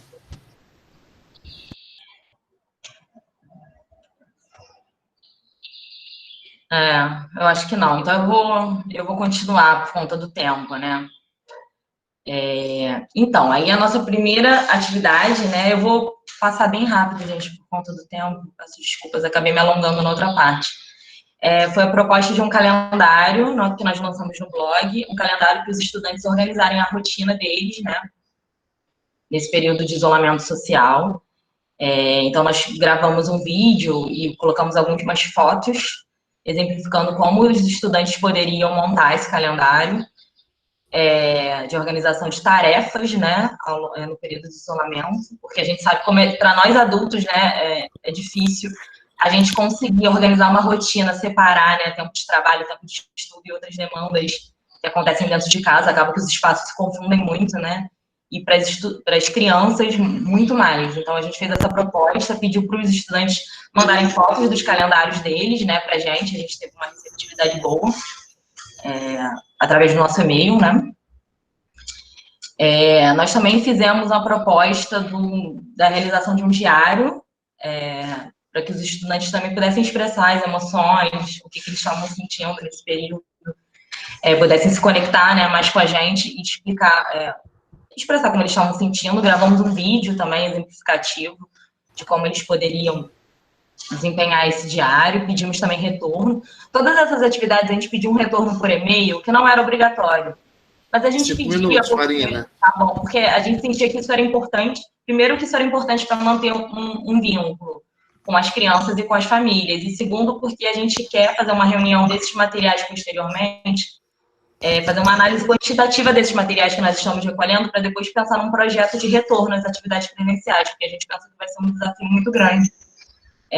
Pensando que a gente não tem perspectiva de voltar às atividades presenciais tão cedo, né? Como é que vai ser essa transição desse período que a gente ficou afastado para um retorno presencial? E a gente quer usar esse material dos estudantes para poder pensar no projeto de retorno. A gente também propôs um quiz, que era Que Bichinho é Você na Quarentena, que foi um sucesso. Nesse quiz, a gente também fazia perguntas sobre o cotidiano da pandemia e perguntas sobre como as crianças estavam se sentindo, e as perguntas, elas vinculavam a um perfil de um animal. Então, cada animal, ele tinha um perfil comportamental e psicológico ali definido, né? E ao final do quiz, você tinha um resultado. A gente pediu também para as crianças enviarem. Bom, esse foi um projeto que a gente fez em conjunto com a equipe de literatura do colégio, Construindo Histórias. O projeto Construindo Histórias, ele está em andamento, né? A nossa primeira proposta foi, a gente montou um vídeo num aplicativo que era uma história sobre super-heróis na pandemia, que esses super-heróis eram alunos do Pedro II, e ao final a gente pediu para que eles terminassem essa história para a gente, né? E enviassem para a gente os resultados.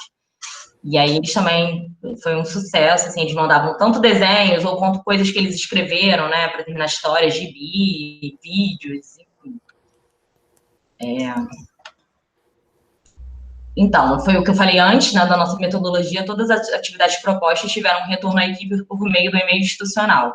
Nesse sentido, munidos do material recolhido, podemos realizar uma análise qualitativa dessa documentação para pensar em futuras atividades para o retorno presencial. Assim, fazendo esse levantamento, estaremos munidos de mais um modelo de material que nos permitirá entender esses aspectos emocionais dos nossos alunos na quarentena, objetivo primordial do nosso trabalho para a construção de um projeto pedagógico de retorno às atividades presenciais. Eu ainda tenho algum tempo?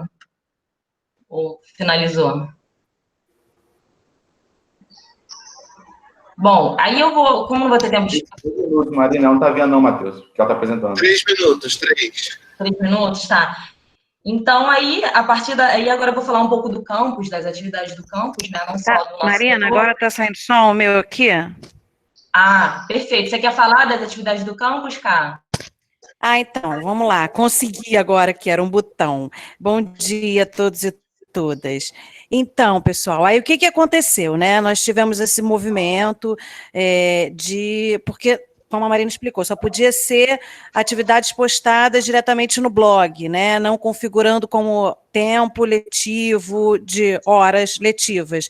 Então, agora, né, toda a equipe se reuniu, então a gente tem postado no blog, né? Algumas atividades são síncronas e outras assíncronas, né? Nós vamos ter o primeiro sarau síncrono na segunda-feira, né? Então, esses são todos os projetos que a gente tem, né, que está acontecendo, todos expostos no blog, né? Os alunos são convidados a participar, nenhuma atividade é obrigatória, né? Então, assim, né, não sei se vocês conhecem o Pedro II, mas a gente tem o núcleo comum, né, que dá os conteúdos de português, matemática, apesar de muitos pais, né, estarem solicitando esse conteúdo, né? O reitor, como a Marina mesmo falou, né, estipulou que seria por meio de atividades não obrigatórias. Então, a gente está realizando esses projetos, que é a Arte na Quarentena, vocês podem estar vendo, né? Projeto Biografias, alguns deles, como a Conversas da Quarentena, né? Alguns profissionais de saúde, ensino, enfim, né? Da psicologia, eles conversam com os pais e com os alunos por meio de lives, né? Então, assim, são vários projetos que estão acontecendo ao mesmo tempo, tem o Cineclube, né? E a gente, como a Marina mesma colocou, né? A gente solicita o retorno, né? E o que a gente, eu não vou ler tudo, né? A gente tem vários aqui, e o SOEP, ele está junto, né? No que nós temos grupos de WhatsApp, nós discutimos, temos reuniões, mas no que cada equipe precisa, né? De ajuda, assessoria, enfim. Porque como o nosso setor é um setor que dá suporte, principalmente emocional, e nesse momento a gente não está podendo fazer reunião com os pais, nem com os alunos, né, podendo no sentido de, nós não estamos acompanhando os alunos presencialmente, né, e nós não somos psicólogos, né, essa equipe é composta por licenciados, né, de ensino superior, e tem a nossa chefe que é pedagoga, nós somos 4, né, então atender esses alunos e fazer reuniões com responsáveis é um tanto quanto delicado, então os SOEPs decidiram, né, trabalhar e se inserir nesses projetos, e que a gente tem tido um grande retorno, as crianças têm ficado animadas, e no futuro, né, nós queremos fazer um levantamento, né, uma pesquisa, conforme, né, a minha colega colocou, sobre esse retorno, né, o que a gente conseguiu construir, o que os alunos, né, como foi o comportamento dos alunos responsáveis e professores nesse período. Marina, só desculpa, eu estou com pena, já deu tempo. Acabou, é isso, gente. Não sei se tem mais slide, eu não consigo passar daqui, eu consigo. Tem, mas não vai dar tempo, vou só mostrar as diferentes bibliográficas do nosso trabalho, e é isso, gente. Desculpa extrapolar o tempo. Vou finalizando aqui a apresentação. Gente. Obrigada a todos e todas. Obrigado, Marina. Obrigado, Karina. Continuando o nosso andamento aqui, agora a gente tem o último trabalho aqui desta sala, que é Direito à Educação Básica, Acesso e Permanência do aluno na escola pública em tempo de pandemia. Autoras Brígida Navarro Sanches da Silva e Josiane de Souza. Com a palavra. Bom dia a todos. Vocês estão me vendo? Estão me escutando? Sim. Ah, tá. Porque eu não estou conseguindo ver a minha imagem. Aí eu estou meio assim. Eu vou tentar colocar uma apresentação aqui, igual o pessoal, né, colocou aí. Vamos ver se eu consigo.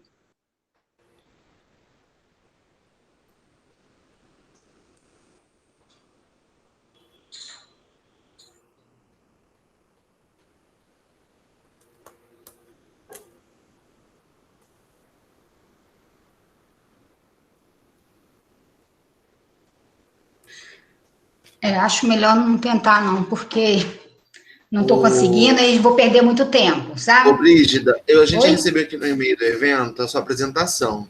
Eu passei aqui para o Matheus, se ele conseguir colocar aqui para a gente, nossa, ele pode ir passando para você também. Porque aí tem uns gráficos, né? Ficaria mais fazer legal. Aqui, então, peraí, Matheus, deixa eu... Vê se você consegue, Matheus, colocar. É bem simples, mas é só para me guiar, né? E para ilustrar melhor, né, o que a gente está falando. Enquanto o Matheus está tentando ali para a gente, então eu já vou fazendo assim a minha apresentação. Eu sou aluna do mestrado de Políticas Sociais da UENF. Esse trabalho, né, surgiu já com relação à minha pesquisa, que eu trabalho com direito à educação básica. Então, esse é a minha pesquisa inicial, o direito à educação básica. E aí, eu trabalho assim, na pesquisa desse direito, eu trabalho muito com a questão da infrequência e a permanência do aluno. Nessa ponte, eu faço uma pesquisa em torno do Conselho Tutelar, que é um campo de atuação que eu tive e já trabalho com isso.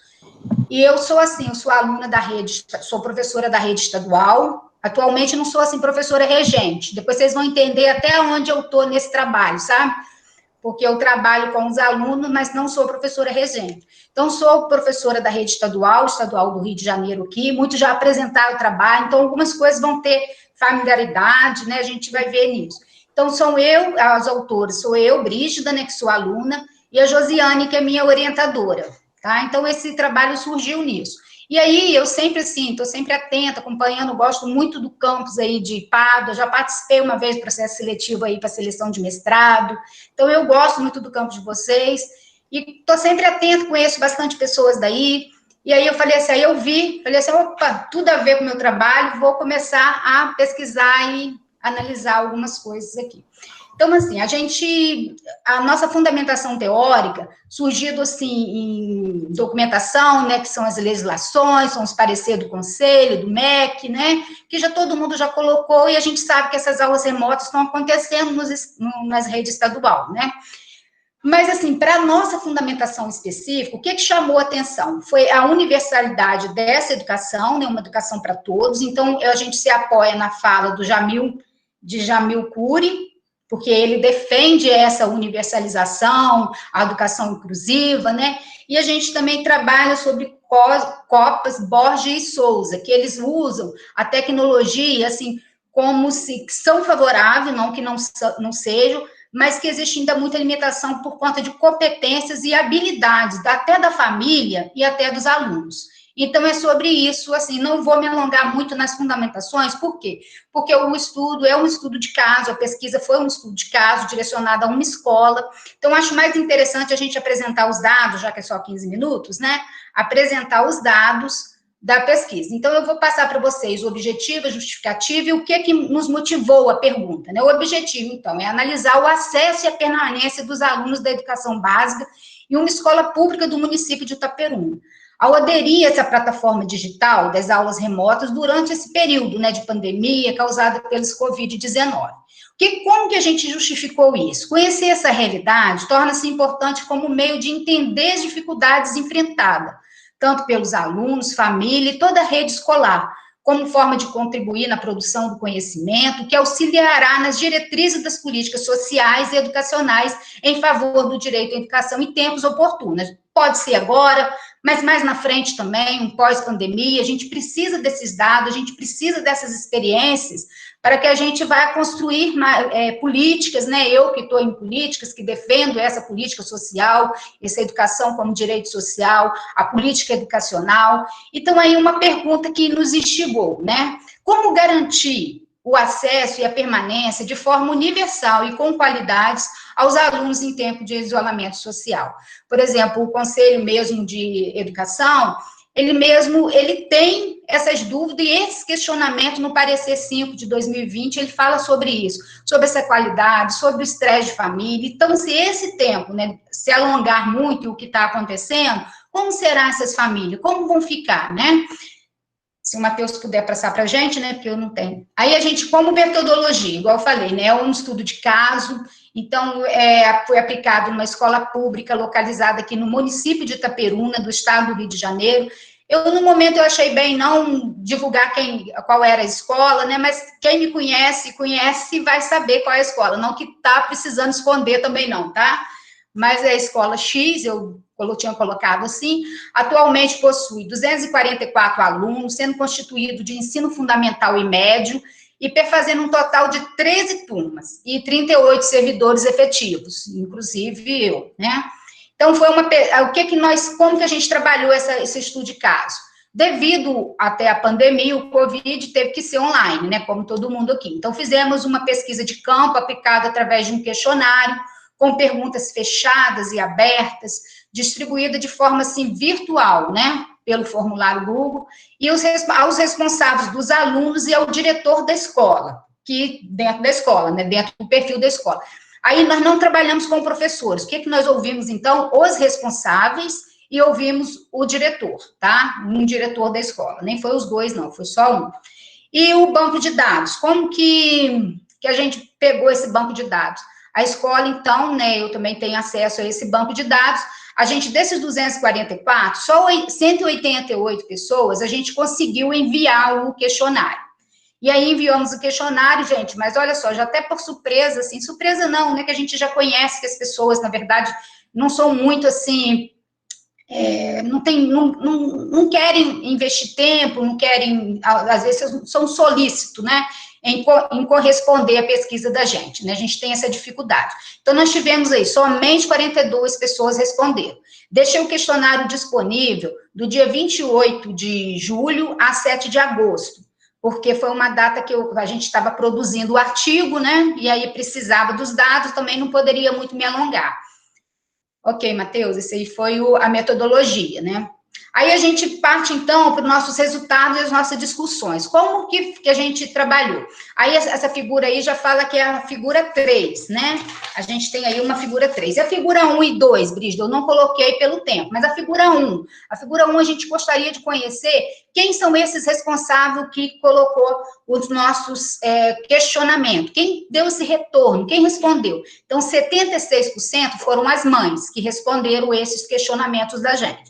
A idade, o segundo gráfico, a figura 2, é um gráfico para a gente entender quem são os alunos desses pais que responderam, qual a idade deles.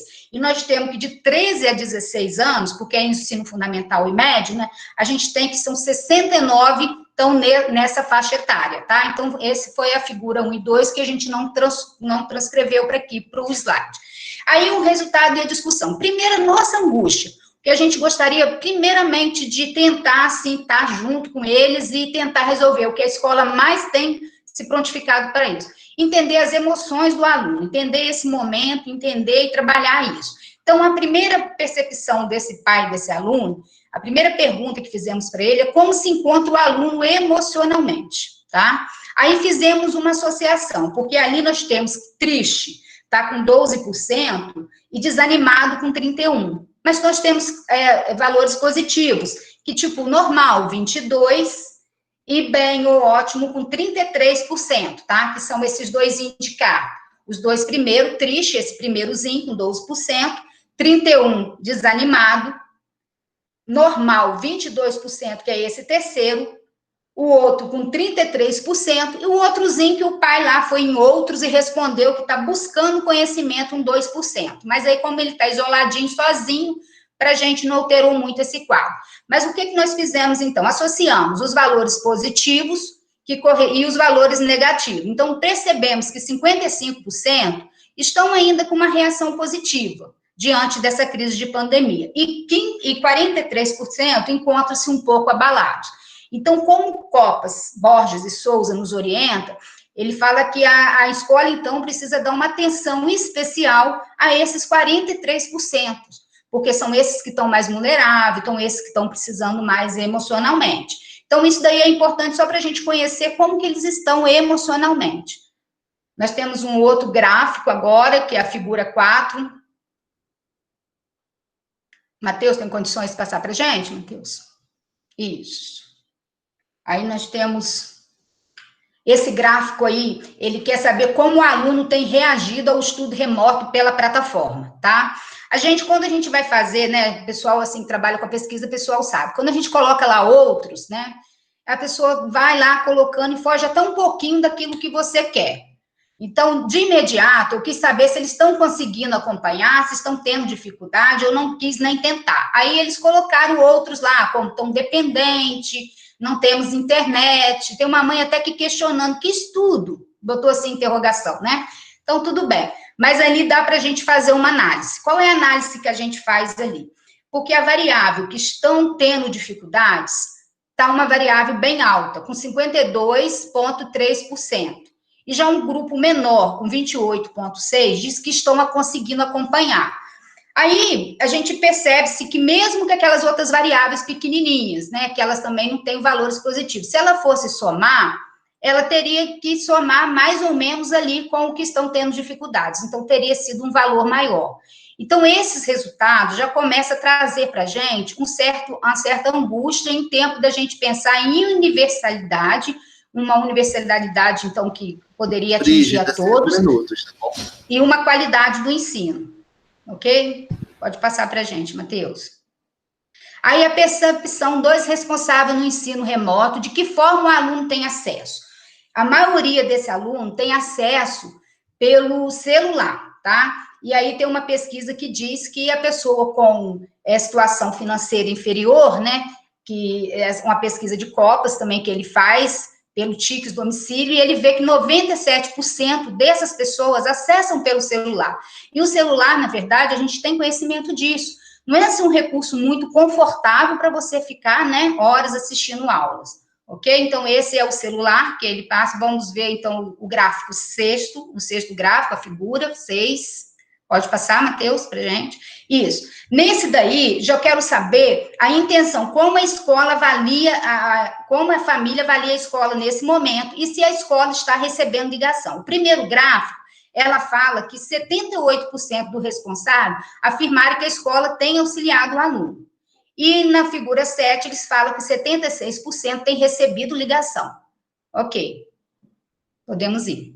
Aí a gente vai já para a percepção do diretor. O diretor, a gente fez 5 blocos de pergunta. O primeiro é conhecer a sua experiência. Ele já tem mais de 3 anos nessa escola, tem de 3 a 5 anos. Então, a gente acredita que ele tem já um bom convívio com essa comunidade escolar. E o segundo bloco foi perguntar o acesso desses alunos a esse diretor. Nem todos estão tendo acesso na plataforma. Como estão sendo atendidos? Por material impresso, feito pela própria escola. Antes era pela secretaria, agora é pela própria escola.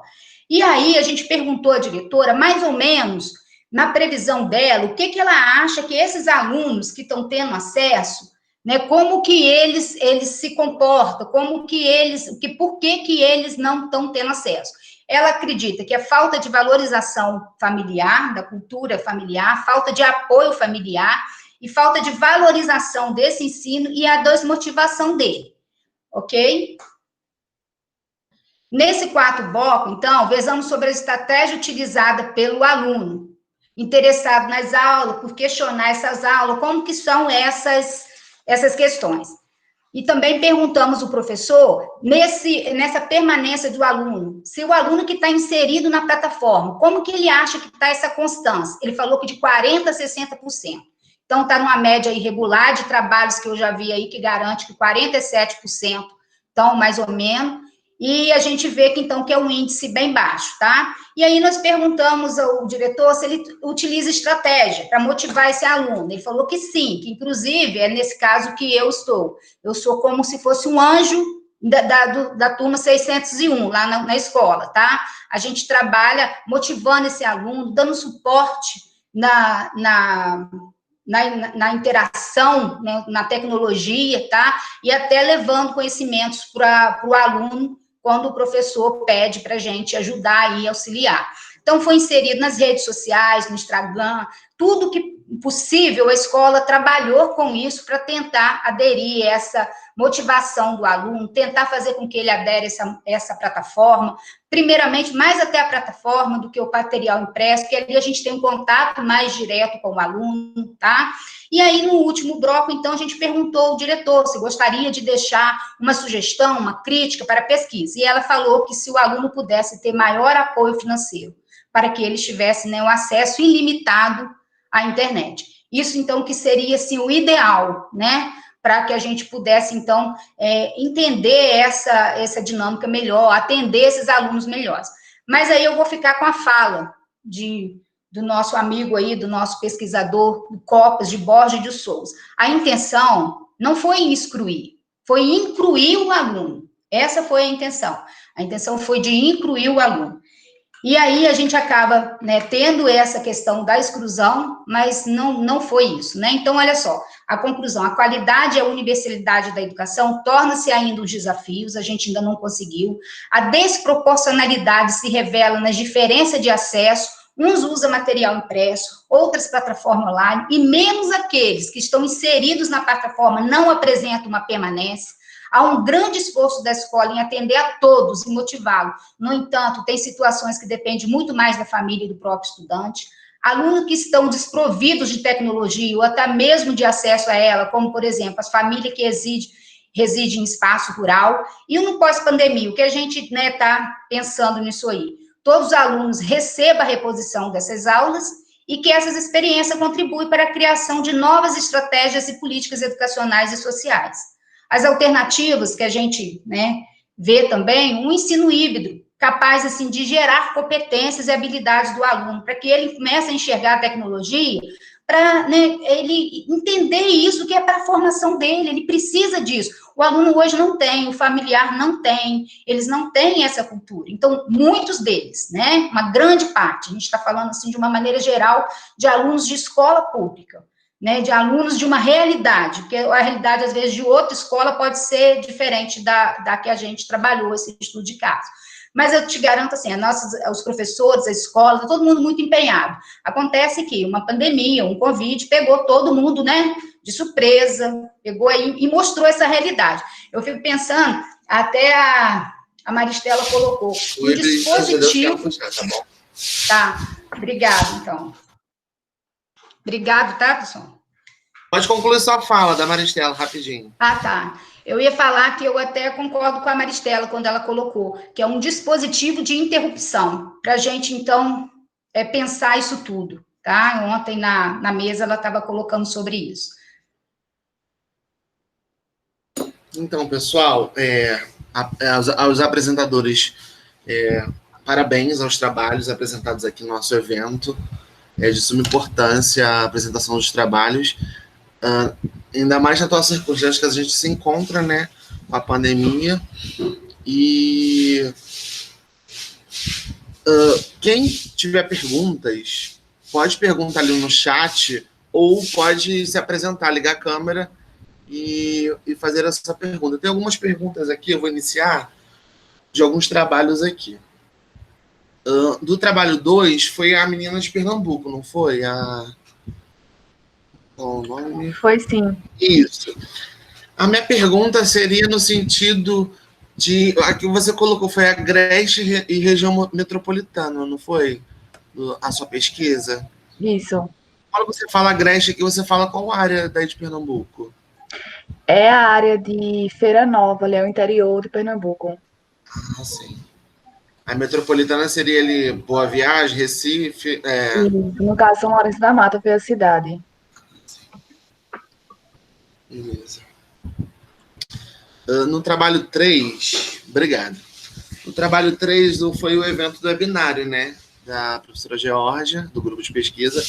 É importante porque frisar aqui que o nosso evento aqui está acontecendo foi um estímulo, né, para a gente no evento da pós-graduação. Veio primeiro o evento do grupo de pesquisa da professora Geórgia, que é a professora orientadora do programa, então nos estimulou a fazer esse evento pelo programa também, esse evento internacional. Então isso é muito importante destacar isso também, no trabalho de vocês. No trabalho 4, do Colégio Pedro II, eu acho importante falar do Pedro II também. Eu sou suspeito um pouco a dizer do Pedro II porque minha pesquisa de mestrado trabalha com história da química. Então, a história da química surge lá com o Colégio Pedro II, lá atrás, com Dom Pedro sendo o idealizador, né? Trazendo a história da ciência dentro da sua casa mesmo, lá no Museu Imperial. No Museu Imperial, não, no Museu Nacional, né? Felizmente aconteceu aqui atrás do presidente. E é importante trazer isso, falar um pouco da instituição também, do Colégio Pedro II. No último trabalho, você falou que foram 42... Brígida, né? Você falou que foram 42 respostas. Uhum. Você achou pouco a quantidade de respostas? Eu achei, não deu nem assim uns 35%, 40%. Então, vou te falar o seguinte, o que acontece? Minha pesquisa de mestrado, eu vou defender agora, se Deus quiser, no final de outubro. Engraçado, eu tive 42 respostas igual a você, né? Eu tô acalentando um pouco você, porque minha pesquisa teve que modificar todinha, né? No sentido de... Era presencial, então veio a pandemia, eu tive que modificar a metodologia, criar Google Formulário, coisa que eu não sabia fazer, tive que aprender a fazer. A pandemia veio para mostrar para a gente que a gente tem que se virar. Eu me virei e apliquei minha pesquisa e foi diferente, né? E eu tive essa mesma quantidade. E eu estava até conversando com uma ex-orientadora minha, falando, nossa, Matheus, para uma pesquisa de pós-graduação com professores, que eu fiz com professores também, então é um grande número, né? Porque foram 42 professores que se dispuseram a participar da sua pesquisa, a trabalhar, né, a responder as suas questões, então eu parabenizo você também. Então, minhas considerações aqui nos trabalhos, eu termino por aqui, e quem quiser falar, pode abrir o microfone, tá bom, pessoal? Eu queria fazer uma pergunta para o Pedro II, para o trabalho do Pedro II, Marina, né? Pois não. Eu queria fazer uma pergunta seguinte, pelo que vocês colocaram, vocês não estão entrando com conteúdo do ano, né? E como vai ser considerado o ano de 2020? Eu estou tirando, porque nós da UF também, no primeiro semestre, não tivemos aula, né? A gente estava trabalhando muito, ninguém deixou de trabalhar, né? A gente sabe, até mais, né? Mesmo sem aula. Agora, com aula, então, nós da UF não temos mais tempo para nada. Então, a minha pergunta seria essa: como será considerado, porque agora nós da UF o nosso calendário, né, a gente começou remoto agora, e o calendário do ano que vem vão ser 3 semestres, né, e eu gostaria de saber como será considerado esse calendário, esse 2020, no Pedro II, né?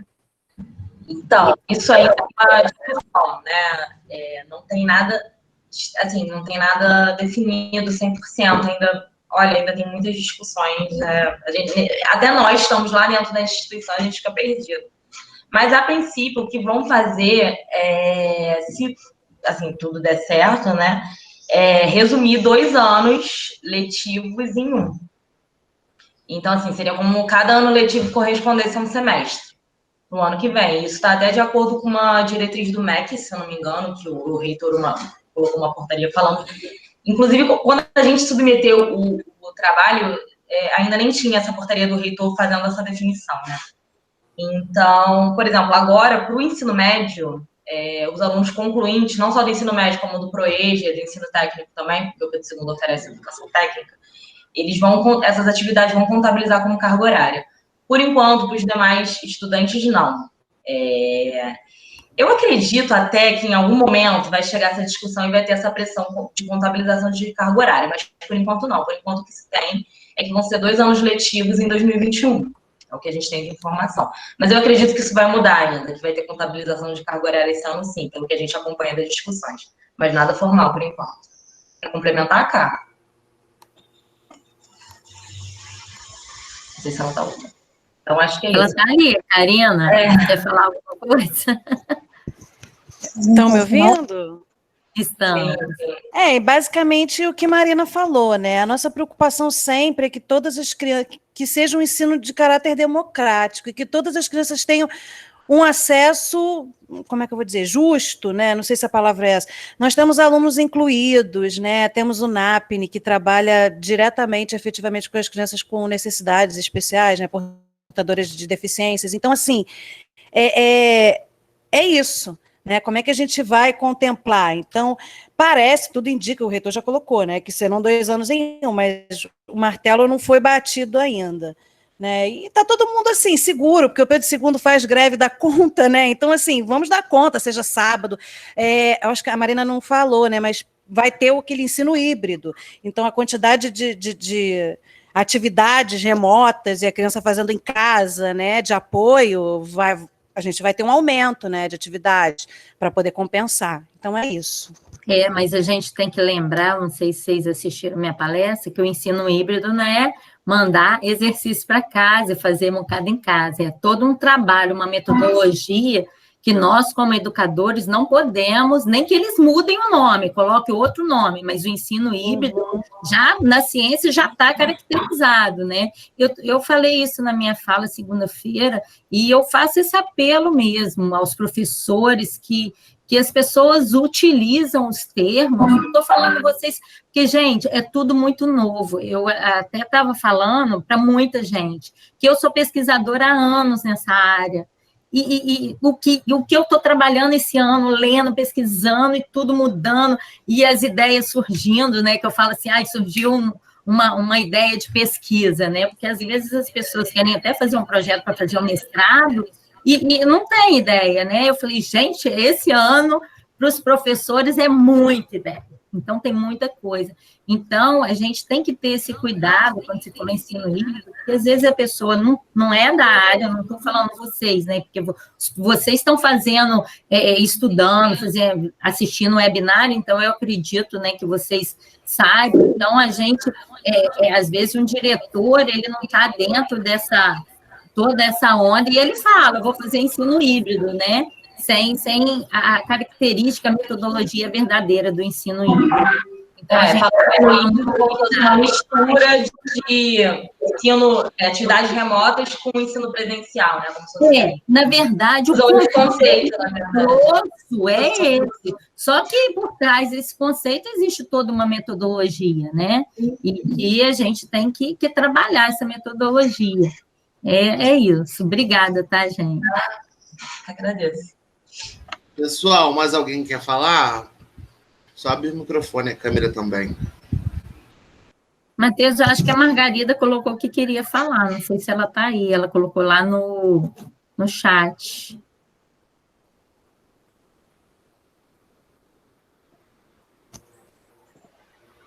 Bom dia a todos. Bom dia, Matheus.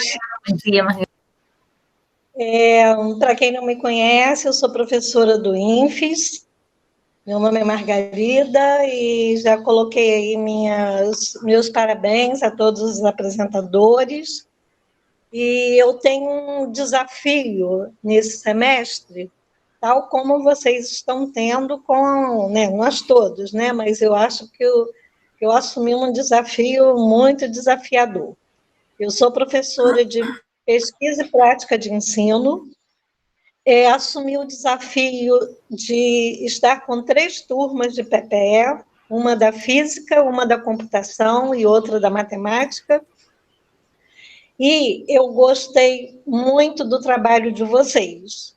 E aí eu coloco assim, por que o desafio? Porque as escolas dizem que está fechada, né? Não está fechada porque está todo mundo trabalhando, só que não dentro daquele espaço geográfico e físico, né? E vocês trazem muitas contribuições que eu já discuti com os alunos sobre o que é a escola nesse momento, o que é o trabalho do professor nesse momento, o que está acontecendo com os pais, o que está acontecendo com os alunos. Numa parte, eles estão tendo um contato, que é o webinário que a Georgia apresentou, né, e a gente está discutindo a questão conceitual, né, e aquela questão prática apresentada pelo um aluno do mestrado também, com o trabalho feito na escola em que ele dirige. E aí me suscitou assim, uma vontade imensa também de utilizar o trabalho de vocês, e aí eu estou pedindo consentimento da fala de vocês para compartilhar com os alunos, que eu acho que vai ser enriquecedor, né, o nosso trabalho, e desafiador.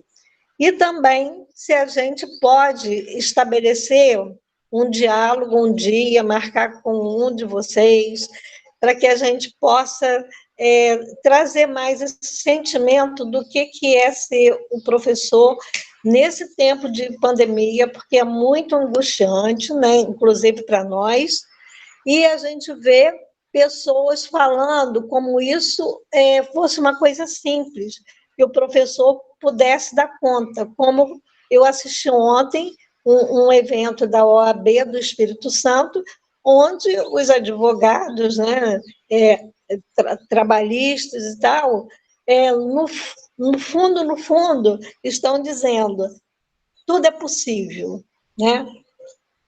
Esquecem que o professor está adoecendo, né, que o aluno está insatisfeito, enfim. A minha pergunta é, a gente pode fazer um trabalho em cooperação? Para todos aí que fizeram a apresentação.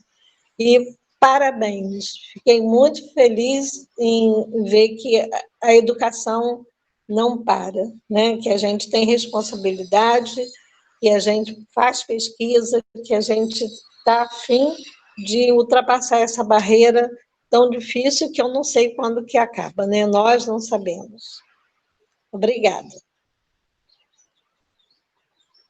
Então, pessoal, ainda temos 10 minutos, 11 minutos. Se alguém quiser mais falar, perguntar. Alguém do grupo pode falar? Responder? Do Pedro II, da Brígida que apresentou.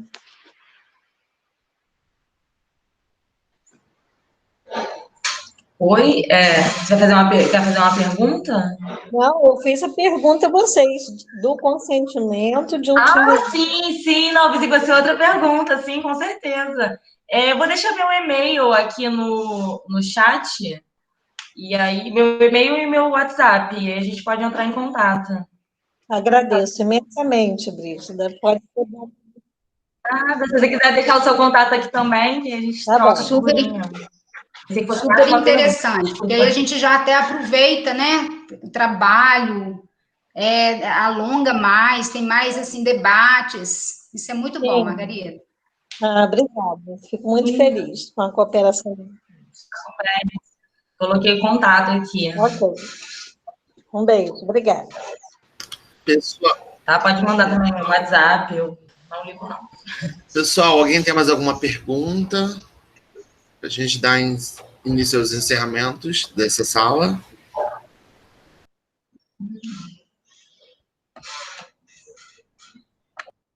Então, já que não tem mais nenhuma pergunta, a gente vai iniciar o encerramento.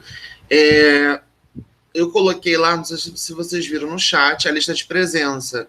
A gente, durante o evento, quem está participando do evento desde segunda-feira, a gente está juntando as cargas horárias das apresentações, das mesas, das salas, e juntando essas cargas horárias para poder entregar o certificado futuramente. Aí só preencher o formulário, beleza? Em nome da comissão do evento, agradecemos pela participação dos apresentadores e das pessoas que estiveram conosco nos assistindo. Informamos que a programação do evento segue até hoje à noite. Agora de tarde, pelas 13 horas, teremos a mesa 9, Mulheres, Mães na Ciência em Tempos de Pandemia. E temos outra mesa também simultânea no mesmo horário, que é a mesa 10, Deficiência, Emancipação e Direitos Humanos. Às 15 horas temos a mesa 11, Saúde Mental, Educação Permanente em Saúde e Atenção Básica, Conexões Urgentes em Tempos de Pandemia. E, simultaneamente com a mesa 11, a gente tem a mesa 12, Chão de Escola, o Trabalho Pedagógico e a Prática Docente em Cotidiano Diverso. E também teremos encerramento às 18 horas, um lançamento de livro também, para quem quiser participar. A gente vai estar até às 18 horas, um pouco além das 18 horas, para encerrar o nosso evento, que até o momento tem sido muito gratificante. E assim a gente encerra a nossa sala agora. Tá bom, pessoal? Muito obrigado a participação de vocês. Tá ótimo, obrigada. Tchau, gente. Obrigada. Obrigada, tchau. Obrigada. Tchau, obrigada. Parabéns. Obrigada, parabéns a todos. Tchau.